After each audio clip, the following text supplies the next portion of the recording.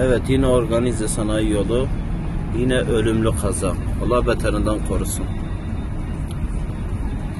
Allah ailesine sabır versin. Abo.